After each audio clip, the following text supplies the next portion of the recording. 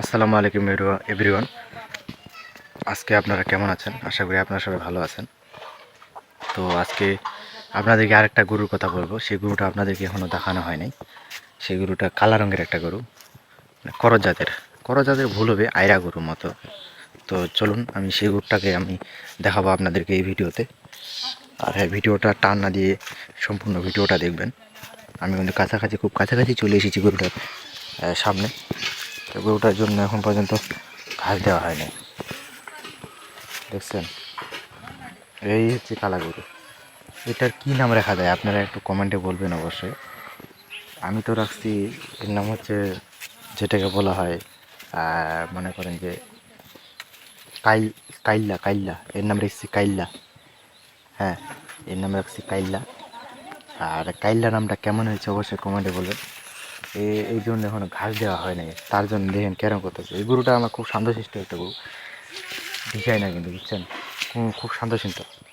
হ্যাঁ, তার জন্য এখন আমি ঘাস আনবো। আর ঘাসটা দেখতে পাচ্ছেন, আমি যে বস্তার থেকে ঘাস নিয়েছিলাম, সে আবার ওখান থেকে আমি ঘাস এঁকে দেবো। তো চলুন ঘাসটা নিয়ে আসি।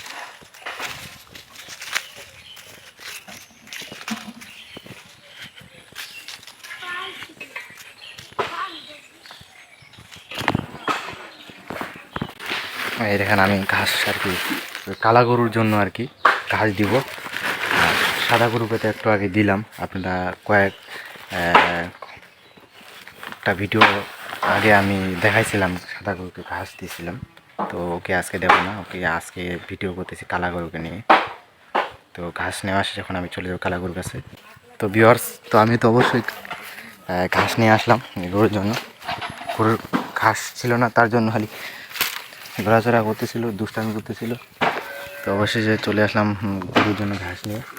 আর ঘাস পেয়ে কিন্তু আমাকে ভুলে গেছে, ঘাস খেয়ে অনেক খুশি পাচ্ছে, খুব মজা পাচ্ছে। হ্যাঁ, এই নামটা রাখছি এই জন্য, কারণ গরুটার রঙটা হচ্ছে কালার জন্য নাম রাখছি কাইল্লা। আসলে গরুটা কারা হলেও, এই গরুটা যদি মানুষ করা যায়, ভবিষ্যতে এই গরুটার দাম হবে 1,00,000 টাকা, বুঝছেন?